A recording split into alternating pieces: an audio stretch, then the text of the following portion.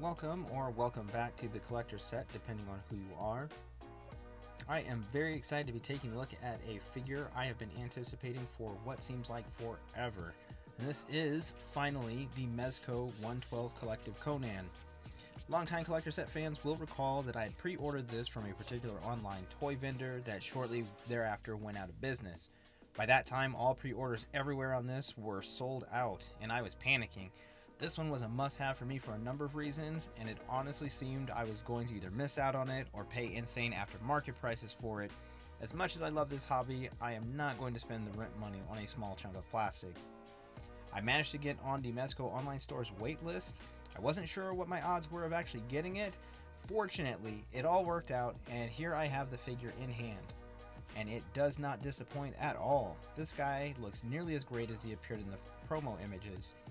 The sculpt work looks fantastic. Conan looks ripped, battle-hardened, and scarred.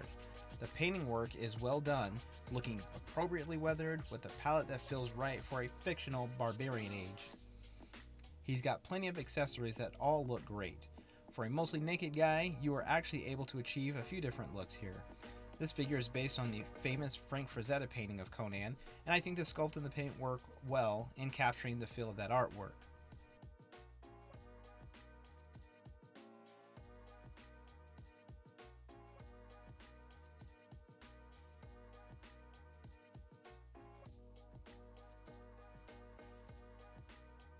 I feel I've been on a bit of a streak in getting toys in hand that live up to or exceed expectations, and this figure definitely keeps that streak alive.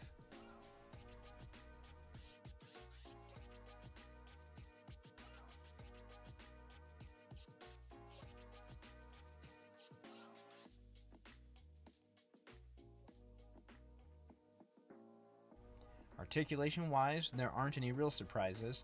The figure has the movement you would expect from a modern action figure. I feel Mezco struck a decent balance between preserving the right look and getting some good movement. You are able to achieve plenty of dynamic, action-ready poses.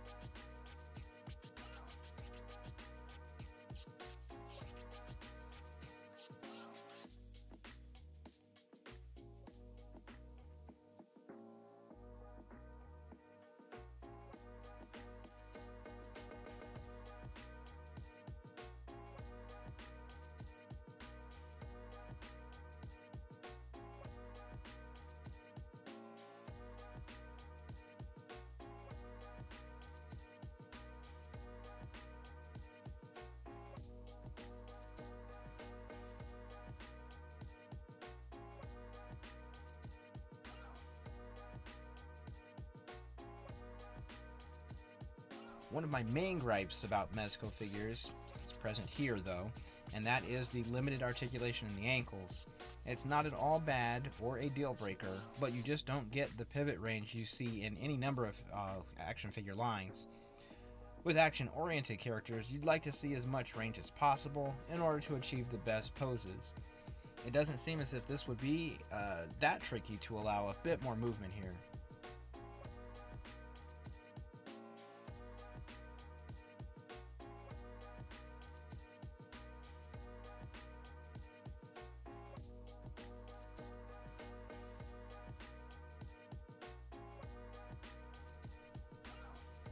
Conan comes with a decent amount of accessories. We have a couple of head sculpts, and both look amazing. There's an angry face with flowing hair for the more battle-focused poses.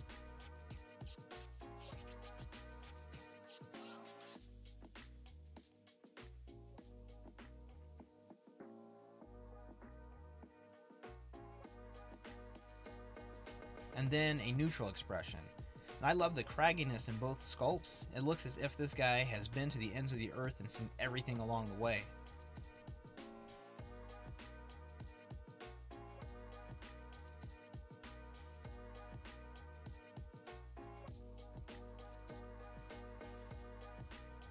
Next we have a necklace, and Conan is never without some form of neck bling. He has an over-the-shoulder harness for carrying his battle axe.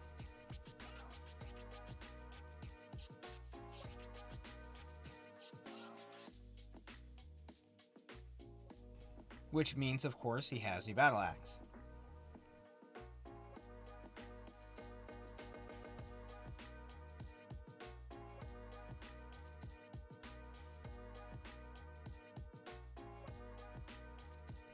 He has a couple of swords, a scimitar,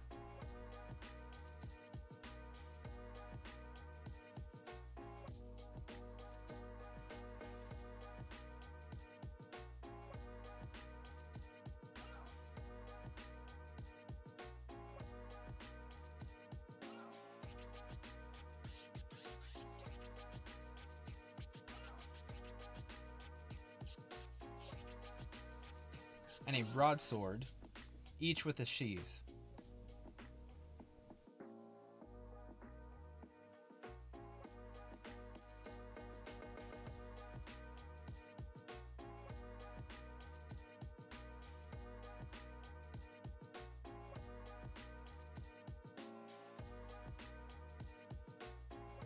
Then there is a dagger, which also has a sheath.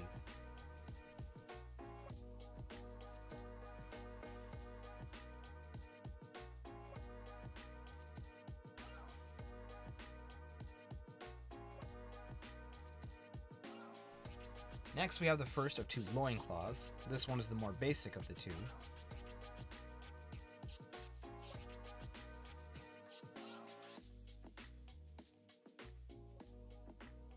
And here's his belt.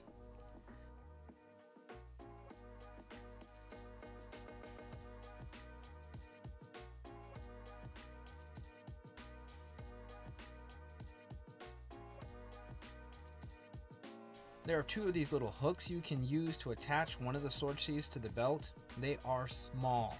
Indeed, one of them flew out of my hands and onto the brown carpet on the floor, never to be seen again.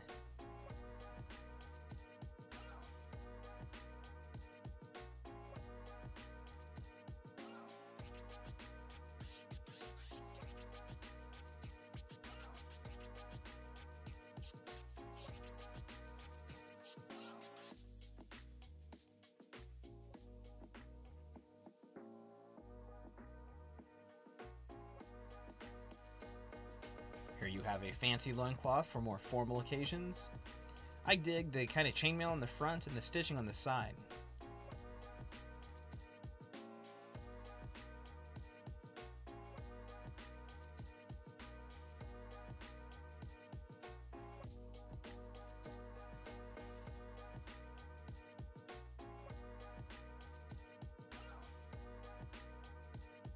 Hands are up next.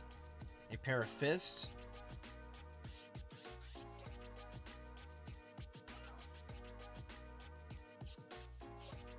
Gripping hands for all those weapons.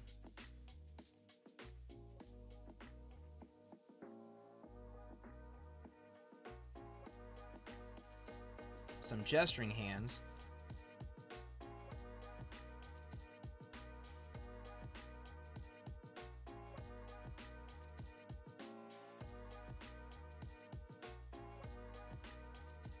And then a pair of hands specifically you can use to recreate the pose in the Frazetta painting.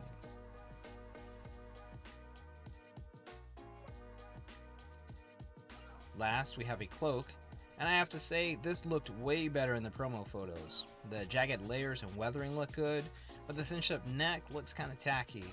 I doubt I will have Conan rocking this very often.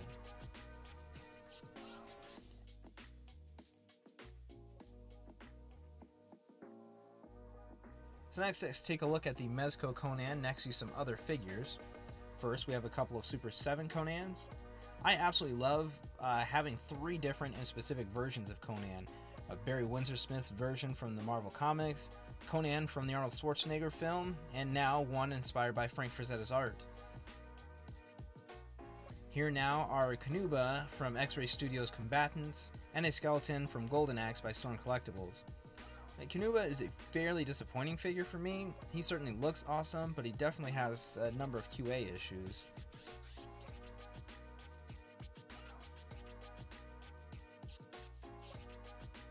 two now from Executive Replicas, the Loose Collector Lady Death, and the TB League Red Sonja.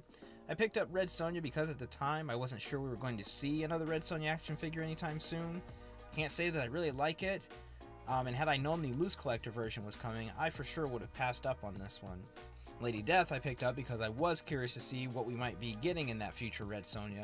And it's merely an okay figure, but I do like how Loose Collector seems to be using customer feedback to make the next wave of figures better. Finally, we have the V-Toys BMS Zero Man and Godbrand from Netflix Castlevania by Diamond Select Toys.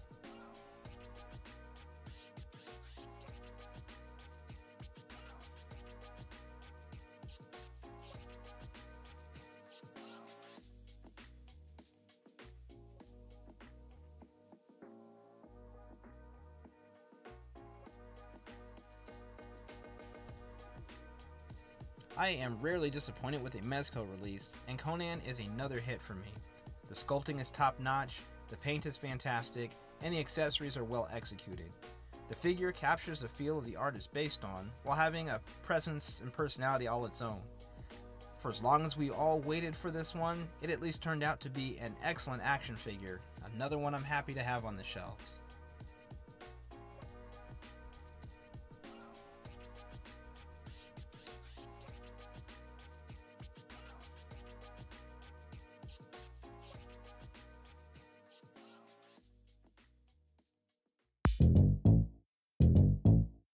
Thanks for watching. Be sure to like this video if you enjoyed it. Subscribe to our channel for more exciting toy videos.